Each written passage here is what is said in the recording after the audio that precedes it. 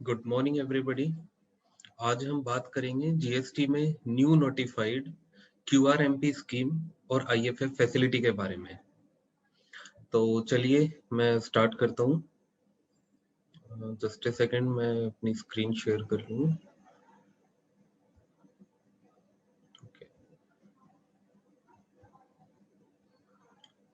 Okay,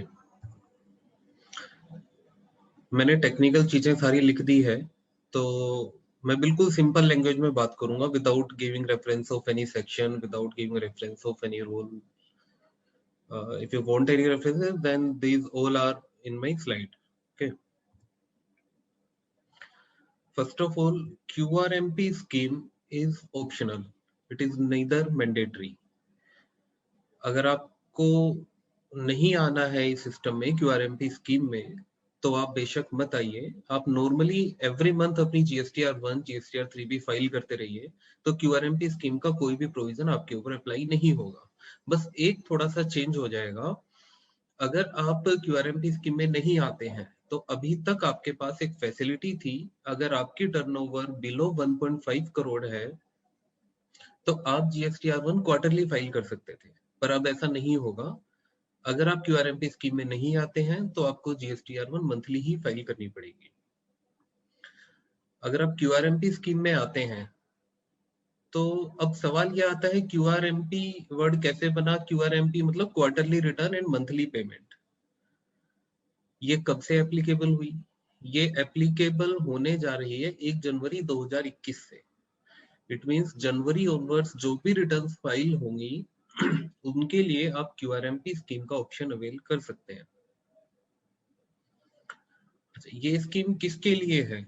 ये scheme सिर्फ उन एसएससी के लिए है जिनकी टर्नओवर अप टू 5 करोड़ है in the preceding financial year. जिस साल के क्वार्टर के लिए हम ऑप्शन अवेल करना चाह रहे हैं, हम उससे पिछले साल की टर्नओवर देखेंगे। अगर वो 5 करोड़ से कम है, तभी हम इस साल में QRMP स्कीम में आ सकते हैं। ये स्कीम हम कब से अवेल कर सकते हैं? ये हम जनवरी 2021 से अवेल कर सकते हैं। ओके, ये स्कीम अवेल कब करनी होगी, कैसे करनी होगी? इसके लिए गवर्नमेंट ने टाइम लिमिट दी है। जिस क्वार्टर के लिए आप QRMP स्कीम अवेल करना चाहते हैं, मैं सिंपल लैंग्वेज में बता देता हूँ। उस क्वार्टर की स्टार्टिंग डेट ले लो, उससे पिछले 2 महीने और उसका अगला 1 महीना। क्वार्टर की स्टार्टिंग डेट से पिछले 2 महीने और अगला 1 महीना, इस 3 महीने के पीरियड में आप उस रेलेवेंट क्वार्टर के लिए ऑप्शन अवेल कर सकते हैं कि आप QRMP स्कीम में आना चाहते हैं। क्या ये ऑप्शन आपको हर क्वार्टर में ऐसे ही एक्सरसाइज करना पड़ेगा? नहीं सर। आपने एक बार इस ऑप्शन को एक्सरसाइज कर लिया, तो जब तक आप इस ऑप्शन को रिवाइज नहीं करेंगे, तब तक के लिए ये फॉरएवर चलता रहेगा। QRMP स्कीम से बाहर कैसे आएंगे? QRMP स्कीम में अगर आप ऑप्ट आउट करना चाहते हैं, तो आप क्वार्टर एंड के बाद ऑप्ट आउट कर सकते हैं। सॉरी, अगर आप ऑप्ट आउट नहीं करना चाहते हैं, एक केस में आपको मैंडेटरीली ऑप्ट आउट करना ही पड़ेगा। During the current financial year अगर आपकी टर्नओवर 5 करोड़ को एक्सीड कर जाती है, तो आपको QRMP स्कीम से बाहर आना पड़ेगा। आप एलिजिबल नहीं रहेंगे। पोर्टल ऑटोमेटिकली आपको स्कीम से बाहर नहीं करेगा। फॉर द नेक्स्ट क्वार्टर आपको QRMP स्कीम के लिए ऑप्ट आउट करना पड़ेगा। फॉर एग्जाम्पल, मैं अगर बात करूं October to December 2021, third quarter of financial year 2021-22 की बात करूं मैं, अगर अक्टूबर मंथ में अगर मेरी टर्नओवर 5 करोड़ को एक्सीड कर जाती है, तो मैं अक्टूबर टू दिसंबर तो QRMP स्कीम में रह सकता हूं, बट फ्रॉम जनवरी ऑनवर्ड्स मुझे QRMP स्कीम से बाहर आना पड़ेगा। और ये काम पोर्टल ऑटोमेटिकली नहीं करेगा, ये हमें ऑप्शन ऑप्ट आउट करना पड़ेगा वहां पे। ओके,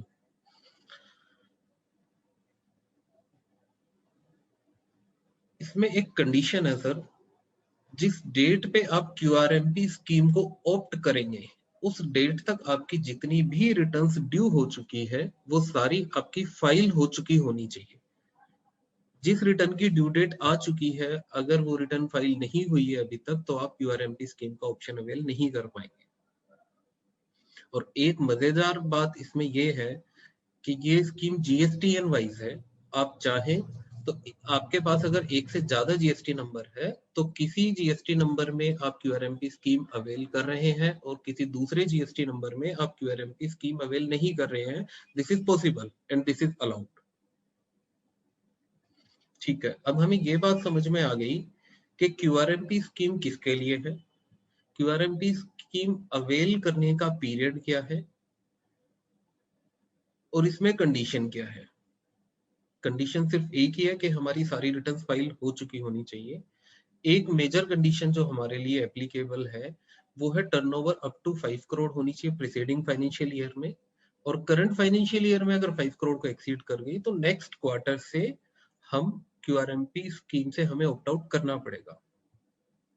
ओके, इतनी बात तो हमें समझ आ गई कि QRMP स्कीम हमें अवेल कैसे करनी है। QRMP स्कीम में पेमेंट ऑफ टैक्स के क्या प्रोविजन है। पेमेंट ऑफ टैक्स के लिए हमें यह बताया गया है, पेमेंट ऑफ टैक्स आपको एवरी मंथ ही करनी है। मंथ एंड के बाद 25th डेट तक उसी चलान में जिस चलान में आप आज तक पेमेंट करते आए हैं GST की PMT 06, बस रीजन आपको ध्यान से सेलेक्ट करना है monthly payment for quarterly tax payer. ये रीजन सेलेक्ट करके आपको पेमेंट करना है। जैसे ही हम ये रीजन सेलेक्ट करके पेमेंट करेंगे वो अमाउंट ब्लॉक हो जाएगा, आपके अकाउंट से डेबिट हो जाएगा, बट इलेक्ट्रॉनिक कैश लेजर में उस अमाउंट को आप किसी और पर्पज से यूज नहीं कर पाएंगे। जब आप उस कंप्लीट क्वार्टर की GSTR 3B फाइल करेंगे तो उसकी लायबिलिटी ऑफसेट करने के लिए ही उस अमाउंट का यूज हो पाएगा। अगर आपको पता चलता है क्वार्टर एंड के बाद कि आपने ज्यादा टैक्स पे कर दिया तो बाकी का अमाउंट वो फ्री हो जाएगा आपके GSTR 3B फाइल करते ही। आप उसको किसी और पर्पज से भी यूज कर सकते हैं और आप उसका रिफंड भी क्लेम कर सकते हैं, refund from electronic cash ledger. Okay, monthly payment के लिए भी गवर्नमेंट ने हमें दो ऑप्शंस दिए हैं। दो ऑप्शंस ये दिए हैं, एक फिक्स्ड सम मेथड, एक सेल्फ असेसमेंट मेथड, जैसा कि आपको नाम दिख रहा है स्क्रीन पे। फिक्स सम मेथड में गवर्नमेंट ने हमें एक फैसिलिटी दे दी कि आप एवरी मंथ कैलकुलेशन में मत पड़िए, एक अमाउंट फिक्स कर लीजिए, वो अमाउंट आप एवरी मंथ पे कर दीजिएगा। बात सिर्फ स्टार्टिंग के 2 मंथ्स की है, क्योंकि थर्ड क्वार्टर में आप GSTR 3B फाइल करेंगे तो आपको एग्जैक्ट अमाउंट पता होगा कि आपको कितना पे करना है, बट स्टार्टिंग के 2 मंथ में कितना पे करना है, अगर आप वही आउटपुट माइनस इनपुट करते रहेंगे तो आपकी तो वही पूरी की पूरी वर्किंग होगी जो every month GSTR 3B file करने पे थी। तो गवर्नमेंट ने एक फैसिलिटी दे दी, आप एक फिक्स अमाउंट पे कर दीजिए। फिक्स अमाउंट कितना सर, डिपेंड करता है इससे पिछले पीरियड, टैक्स पीरियड आपका क्वार्टरली था या मंथली था। टैक्स पीरियड किसका, GSTR 3B का। जिस रेलेवेंट क्वार्टर की हम बात कर रहे हैं, अगर उससे पिछले क्वार्टर में हमारी GSTR 3B क्वार्टरली थी, मतलब हमने 3 महीने का टैक्स पे किया था, उसका वन थर्ड मीन्स 33%, तो गवर्नमेंट ने उसको राउंड ऑफ करके 35% बोल दिया कि आप क्वार्टर के स्टार्टिंग 2 मंथ में 35% एंड देन सेकंड मंथ में अगेन 35% आप पे कर दीजिए। थर्ड क्वार्टर में आपने 3B फाइल करनी है तो उसमें जो भी टैक्स बनेगा वो बैलेंस आप पे कर दीजिएगा। अगर पिछले क्वार्टर में या इससे पिछले टैक्स पीरियड में हमारी 3B क्वार्टरली नहीं थी, मंथली थी, तब सर अगर मंथली थी तो जितना टैक्स आपने उस मंथली GSTR 3B में पे किया था उतना ही आप फर्स्ट मंथ में पे कर दो, उतना ही आप सेकंड मंथ में पे कर दो, और क्वार्टर एंड के 3B में वो दोनों अमाउंट आपके एडजस्ट हो जाएंगे।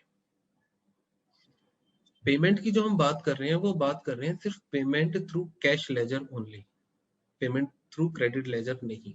मतलब पिछले टैक्स पीरियड में जो आपने GSTR 3B में टैक्स पे किया था थ्रू कैश लेजर, उसी का हम 35% या 100% देखेंगे।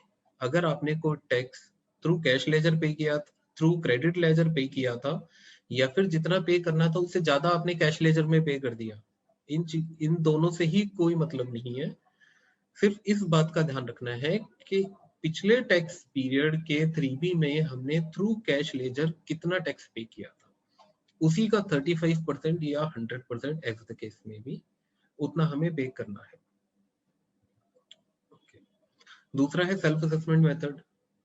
अगर आपको लगता है कि पिछले क्वार्टर में हमने ज्यादा टैक्स पे कर दिया था, इस क्वार्टर में तो हमारी इतनी सेल होगी नहीं, तो सर आप सेल्फ असेसमेंट मेथड में आ जाइए। आप एवरी मंथ अपनी कैलकुलेशन कर लीजिए कितना आउटपुट है, उसमें से आप अपना इनपुट लेस कर लीजिए और अकॉर्डिंगली आप टैक्स पे कर दीजिए। That is also completely okay.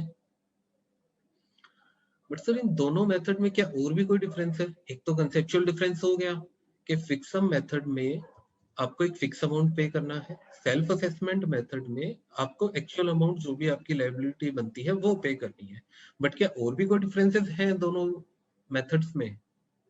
जी, एक डिफरेंस और है। मान लीजिए आपका किसी क्वार्टर का नेट टैक्स कैश लेजर के थ्रू जो पेएबल बनता है वो बनता है 100 रुपीज, पर फिक्स सम मेथड के थ्रू आपने स्टार्टिंग के 2 मंथ्स में 20 पे किया, तो आप थर्ड मंथ में बैलेंस 60 पे कर देंगे तो आपका पूरा 100 रुपीज पे हो गया। सेल्फ असेसमेंट मेथड में आपने जितना पे करना था आपने उससे कम पे किया, फर्स्ट मंथ में या सेकंड मंथ में भी कुछ कम पे किया, बाकी का आपने थर्ड मंथ में जब क्वार्टर एंड के बाद जीएसटीआर 3B फाइल की आपने तब पे कर दिया। तो सर क्या दोनों केसेस में इंटरेस्ट लायबिलिटी आएगी?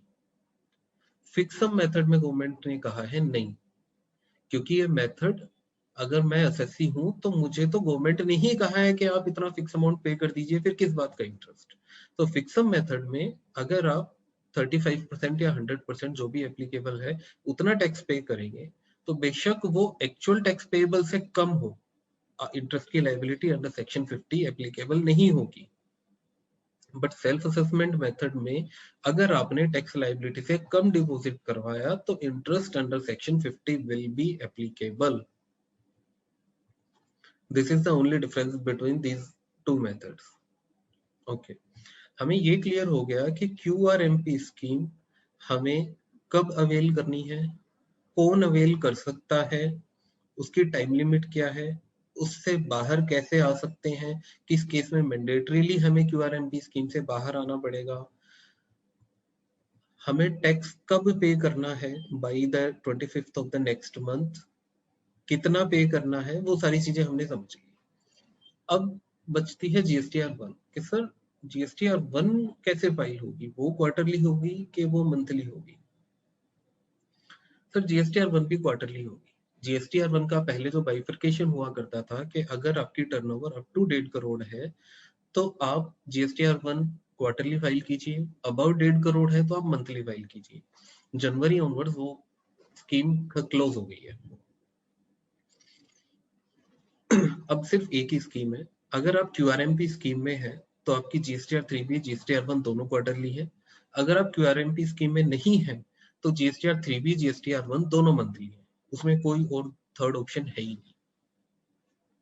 अब सर इसमें प्रॉब्लम आ जाएगी, मैंने GSTR 1 अगर क्वार्टरली फाइल की और मेरा जो बायर है वो GSTR 3B मंथली फाइल कर रहा है, तो उसके 2A में या उसके 2B में मेरे वाले इनवॉइसेस शो नहीं करेंगे मंथली, वो क्वार्टर एंड के बाद शो करेंगे, तो उसका इनपुट डिले हो जाएगा ड्यू टू रूल 36 सब रूल 4। बिल्कुल ठीक बात है, गवर्नमेंट ने इस चीज का भी ध्यान रखा है। उन्होंने आपको एक नई फैसिलिटी दे दी, IFF फैसिलिटी। आपके जो भी कस्टमर्स आपको कहते हैं कि हमें मंथली क्रेडिट चाहिए सर आपके बिल्स का, आप IFF फैसिलिटी यूज कीजिए। जिस मंथ के आपके सेल बिल है उससे नेक्स्ट मंथ के 1 तारीख से लेके 13 तारीख के बीच आप IFF में उन बिल्स को अपलोड कर दीजिए। जैसे ही आप IFF में उन बिल्स को अपलोड करेंगे आपके कस्टमर के फॉर्म 2A या 2B में वो बिल्स रिफ्लेक्ट हो जाएंगे और वो ITC ले पाएगा। पर सर इसमें लिमिटेशन है, 13 तारीख तक ही आप इसको फाइल कर पाएंगे, 13 तारीख के बाद आप इसको फाइल नहीं कर पाएंगे। ऐसा कुछ नहीं है कि आप इसमें एक ही बार अपलोड कर सकते हैं, आप डेली बेसिस पे भी IFF में अपलोड कर सकते हैं, बट डेली बेसिस का मतलब भी 1 तारीख से 13 तारीख ही है। आप रोज के 4 इनवॉइस डालिए या एक साथ सारे इनवॉइसेस डालिए, ऐसी कोई बाउंडेशन नहीं है। बट सर एक लिमिटेशन है कि पूरे मंथ में, एक मंथ में आप जो भी IFF अपलोड करेंगे उसमें बिल्स की सेल वैल्यू 50 लाख से ऊपर नहीं हो सकती। और सिंस इसका पर्पस सिर्फ फॉर्म 2A एंड 2B है, तो इसमें IFF में सिर्फ B2B वाले ही इनवॉइसेस और डेबिट क्रेडिट नोट्स अपलोड किए जा सकते हैं। B2C वाले आप अपलोड नहीं कर सकते हैं क्योंकि उनका कोई पर्पस नहीं है। वो आप GSTR 1 में भी अपलोड कर सकते हैं क्वार्टर एंड के बाद। और मोस्ट इंपोर्टेंट, ये ऑप्शनल है, ये कोई भी मैंडेटरी नहीं है। अगर आपको लगता है कि आपको कस्टमर्स को इनपुट देना है तो आप IFF में बिल्स अपलोड कीजिए। अगर आपको लगता है कि नहीं मुझे क्वार्टरली ही इनपुट देना है तो आप क्वार्टरली सिर्फ GSTR 1 अपलोड कीजिए। So this is my small presentation. Thank you everybody.